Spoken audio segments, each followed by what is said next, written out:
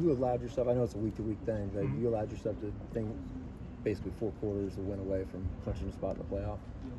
No, not really. I don't really think into all that. I mean, I played a lot of football, and I know that once you start looking forward and stuff like that, you'll lose the one that's ahead of you. So, you know, when it's LSU, it's not like they're a bad team. They're 7-4.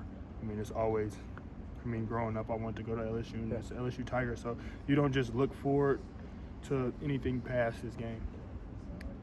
You brought up you've played in a lot of football, but your time at Oklahoma State, you guys early in your career, you guys were playing for a lot of Big 12 titles, potential playoff bursts, all that type of stuff. Is that something that helped you grow into that mindset? Yeah, just trying to be able to just, you know, when you start looking forward and, you know, Big 12 championships, you lose some games that you shouldn't have.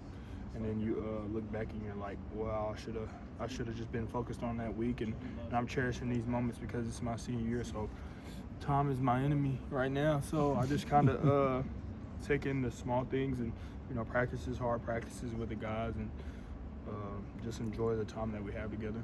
You mentioned LSU was a place that maybe you would want to play when you were younger. What was it about LSU that kind of drew you to that program, and how much are you looking forward to playing that brand on Saturday? Everything about LSU when I was younger. You know, Tyrann Mathieu played for him, and the Honey Badger, and he played so good, and just, you know, just watching him, and, you know, watching all the DBs that came out of there when I was little, I loved watching it, and, you know, it's gonna be crazy. Just like when I played against, you know, Tennessee and Alabama, seeing those teams in the SEC growing up, and then you actually going and playing Tuscaloosa.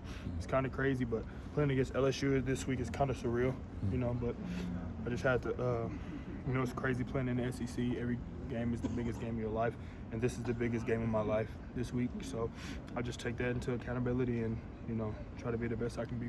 It's been you and Reggie at that cheetah spot. Now he's going to miss the first half of that targeting call. What's that going to be like on Saturday, kind of having to bide y'all's time without him for the first half?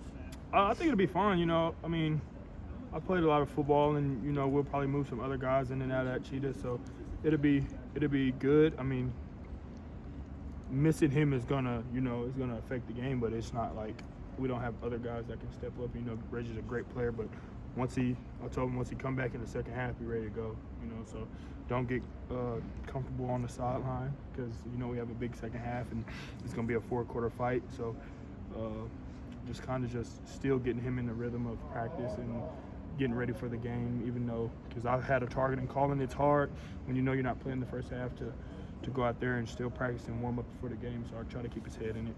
Do you feel like he can learn from our Mason Thomas's experience earlier this year? Where, you know, I sure hope so. Yeah, I sure hope so. Kendal, as good as the defense has been all year, it seems like you guys have really hit an accelerator here in the last few weeks. Was there something that you feel like, was it just the need to win that sort of turned up the intensity, or what do you think happened? I feel like the intensity always stayed the same, and I feel like, you know, the losses, everything happens for a reason, and not, you know, when you lose to Texas and Ole Miss, it kind of hurts, you know, so you're not thinking it happens for a reason, but we're scarred up, and, you know, we take that as accountability, and, you know, it fueled us. You know, when you lose a game, you come in and you don't, it's not cuss words and everything. Everybody just looks at themselves in the mirror and figure out what needs to be fixed, and we fix it.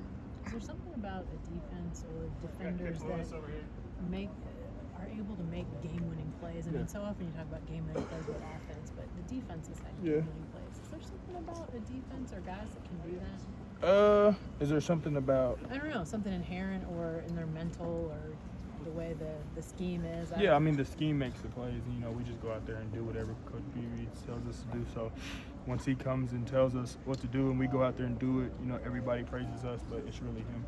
What have you learned about this team over the last couple of weeks with your backs against the wall? It's basically kind of been a playoff game, each one. That we can beat anybody, you know, when we work together and, you know, it takes a whole week to win a game. So when we put a good week together, we'll be good on Saturdays. Do you feel like just the Tennessee game was the tipping point of kind of the confidence for you guys? Yeah, it was going on a away game and, you know, having that mindset of going to somebody else's place and taking the air out of the stadium. I think that made it. That was a turning point. Do you sense just kind of a different focus at practice each and every week since that took place? Not really. I feel like we've been practicing hard since fall camp because Coach Venables don't let us. You know, he makes sure we're on our P's and Q's every single day. So I just feel like we just started executing the little things. You know, we execute them in practice, but when we lost to Ole Miss, we weren't executing the little things. And when we fix the little things, it turns out to become big things, and we get big wins. Kendall, with senior night coming up, just how important has this experience been for you, just coming down to Norman? It's been everything. You know, it's been the best decision I've made in my life up to this point. You know, so I feel like it's prepared me. Everything that I've been through, I wouldn't change it, not one bit. I wouldn't change where I am right now. I wouldn't change where I started at, or how it went. You know, I'm right where I'm supposed to be, and I'm thankful for Coach Venables and everybody reaching out to me and bringing me here, and I'm thankful for the players, and I'm not ready for it to end. You know, so it kind of hurt and bittersweet. You know, we're getting in the playoffs and, you know, everything to the end of the season, but it's like, you know, time is my enemy. Is it hard to, you're an Oklahoma kid, not to be emotional about this weekend? Yeah, it is. You know, so it's my last year playing in Oklahoma, you know, so it'll be bittersweet just because I grew up here and I never lived anywhere else. So it'll be fun Saturday to go out there and put on a show. You got to wrap. Thanks. Appreciate it.